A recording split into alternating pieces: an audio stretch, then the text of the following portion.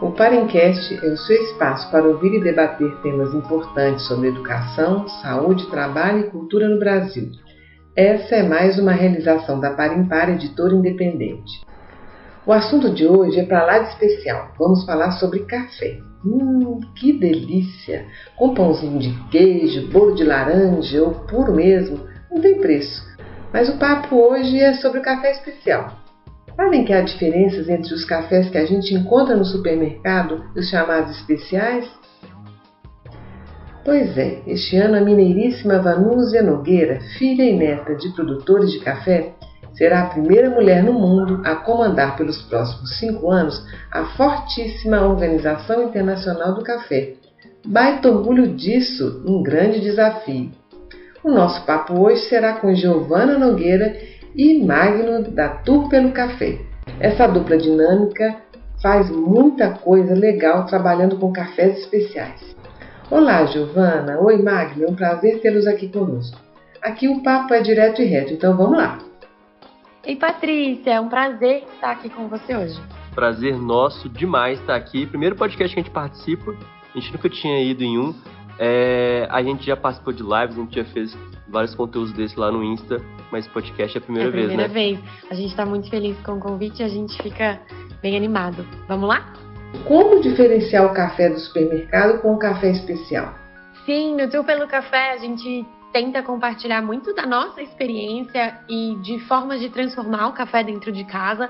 A gente tenta ali também, dentro do Instagram, educar o nosso público a entender o que é o café especial. Então acho que vem muito a calhar a pergunta agora, até pra gente explicar um pouquinho do que é o café especial, né? O café especial ele sempre vai trazer o fruto madurinho para dar a doçura. Então sempre você vai receber o melhor café possível quando a gente fala de especial. Sim. E quando a gente fala de tradicional, de supermercado, a gente recebe uns cafés de uma qualidade mais inferior.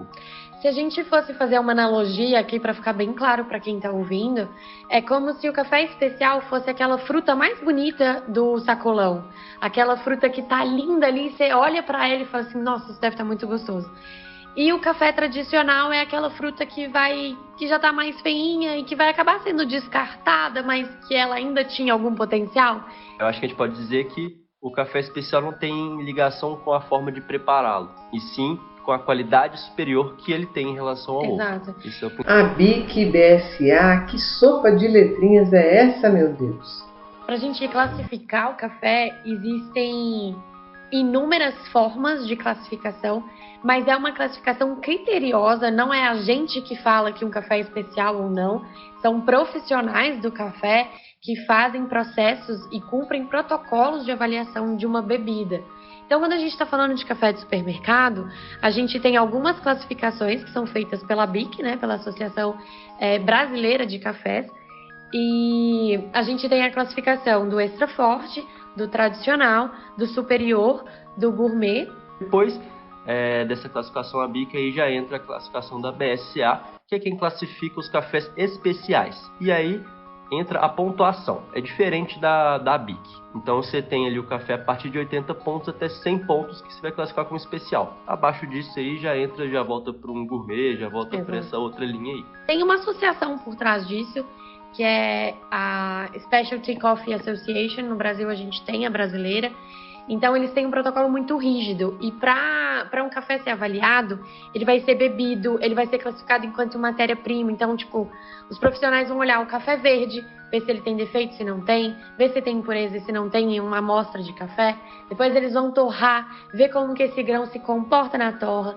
Depois eles vão moer, eles vão experimentar, eles vão degustar, eles vão abrir várias xícaras de uma mesma amostra, ver se tem irregularidade, ver se o sabor tá legal, se o sabor tá diferente de uma xícara para outra.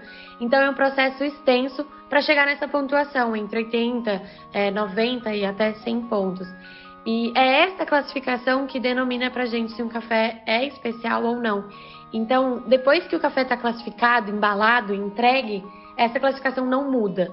Ele não tem alteração. Então, a gente não consegue transformar um café que está ali, né, tradicional, que está ali como extra forte, em um café especial. Agora, o café a gente tem que sempre lembrar que ele é uma fruta, ele é um organismo vivo. Então, ele está sempre mudando. O café que você compra um dia, no dia seguinte ele já não é mais o mesmo. Então, ele está sempre em processo de mudança. Então, pode ser que um café especial ele vá perdendo pontuação à medida que a vida dele vai seguindo, né? À medida que o tempo passa. O café perde o sabor com o tempo, então quer dizer que se ultrapassar o prazo de validade, ele pode causar algum tipo de intoxicação, alergia? E por isso que é importante a gente ver também que os cafés especiais têm datas de validade menores do que os cafés tradicionais, porque eles vão perdendo um pouquinho de qualidade à medida que o tempo passa. Na verdade, a gente não está falando de data de validade, ou seja, o café não vai ficar verde, ele não vai estragar. A gente está falando ali de data de qualidade, ou seja, a partir de certo momento aquele café não vai estar mesmo com aquele sabor, aquele potencial todo dele. O café vai ficando ruim, simplesmente isso. Vai fazer a bebida, não vai te fazer mal, mas ele não vai estar gostoso no seu paladar. No Insta, Tour pelo Café, vocês fazem um monte de experiências e compartilham sabores e aromas com seus seguidores. Então, como vocês classificam os cafés especiais? Por exemplo, é possível transformar o café que a gente compra no supermercado em café especial? E acho que já vale a gente fazer um jabá aqui. Se você quiser seguir o Tour pelo Café, a gente está ali várias dicas também de cafeterias, de torrefações.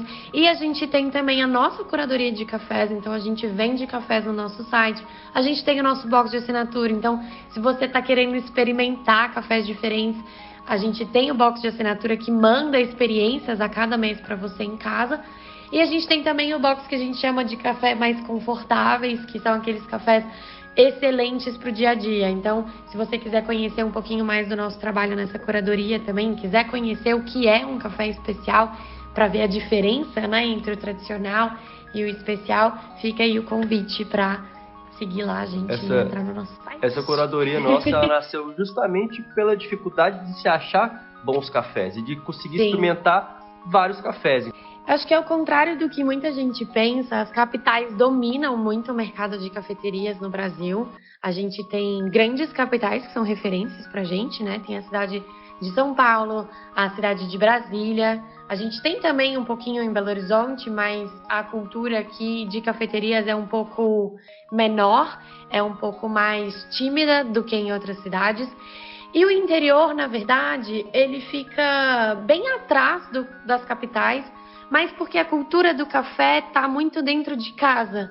Então, o que a gente vê acontecendo no interior são pessoas buscando por experiências dentro de cafeterias, de fazendas, perdão, e ainda assim é muito tímido. É um processo que está começando a ganhar corpo e a gente tem bebido muito ali no que as vinícolas fazem dentro do Brasil para começar a trazer essas experiências para o café dentro das fazendas. Então, o movimento que acontece no interior é mais esse, enquanto nas capitais a gente está tentando trazer o café especial para dentro da casa das pessoas e explora a cafeteria para esse momento de educação, né?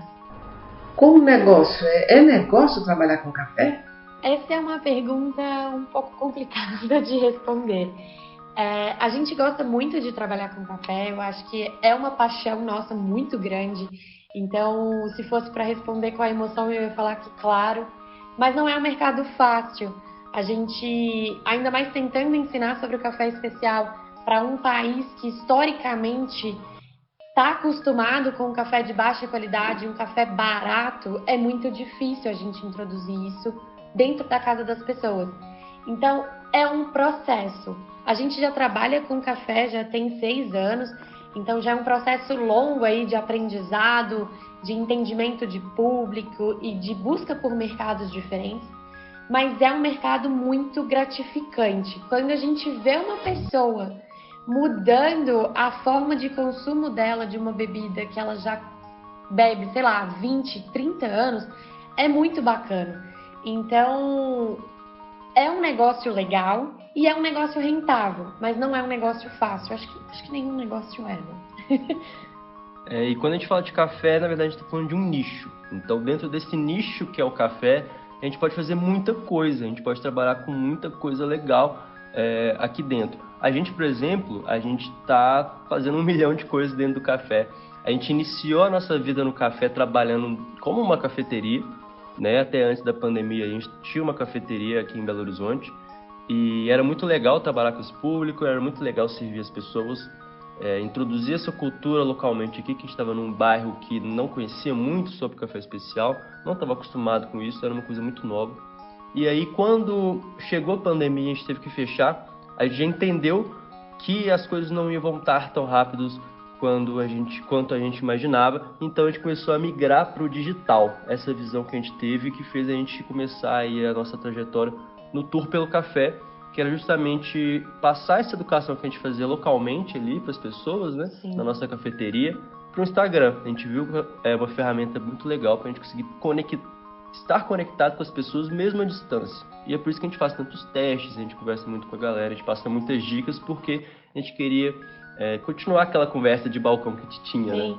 A gente queria escalar o conhecimento sobre o café, né? Porque o balcão ele é limitado, então no Instagram a gente conseguiu ultrapassar várias barreiras que o físico não deixava e foi, como o Magno disse, uma porta de entrada para o digital. Então o digital te permite não só trabalhar com conhecimento, que a gente até construiu um curso, a gente tem um curso sobre café que ensina sobre preparo de bebida, ensina todo esse processo de classificação, degustação e explica mais sobre o processo de preparo para quem quiser entender um pouco mais o que é um café especial, né? Então a gente conseguiu trazer educação, a gente conseguiu trazer a venda dos pacotinhos, que é uma coisa que a gente gosta muito, de aproximar o produtor do consumidor final. Então a gente traz esses pacotinhos de café. E agora, em um momento que a vida está mais caminhando para a volta do normal e as pessoas estão voltando a sair de casa, a gente traz também um novo conceito de café dentro de um espaço compartilhado. Então a gente tem agora, depois de 2 anos, um espaço físico novamente. Então eu acho que quem trabalha com café acaba trabalhando em várias frentes. E isso, você pode conversar com várias pessoas do café, você vai ver essa história se repetindo. E além disso, ainda no digital, a gente, durante a pandemia, a gente fez um curso que a gente vende às vezes, algumas vezes ao ano. Não é um curso que a gente está vendendo a todo momento, porque a gente gosta de fazer um acompanhamento com as pessoas que compraram aquele curso. Então quem está aprendendo vai participar de uma turma ali que vai se comunicar com a gente, vai tirar dúvida. Então não é sempre que a gente abre esse curso aí. Mas continuando essa parte de educação que a gente começou no Instagram, mas aprofundando mais esse tipo de educação, porque as pessoas elas vão se inserindo nessa cultura, né? E vão querendo saber mais, vão querendo saber coisas que não dão para serem ditas apenas no post.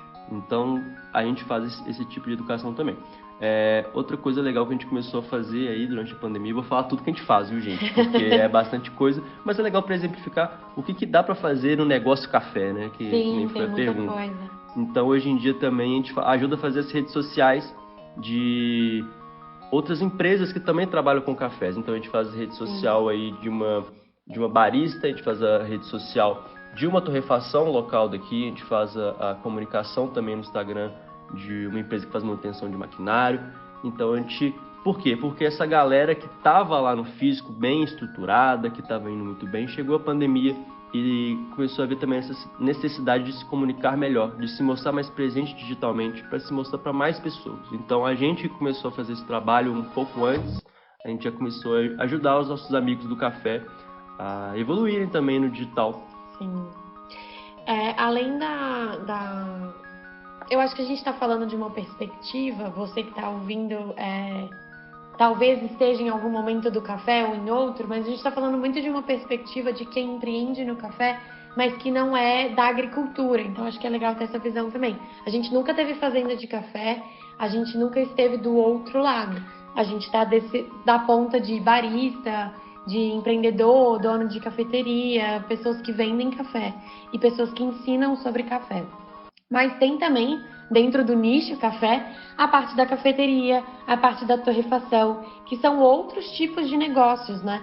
A fazenda, querendo ou não, é um negócio ao céu aberto, é uma empresa a céu aberto que depende não só da capacidade, da maturidade, né, do produtor ali, mas também de fatores climáticos e etc.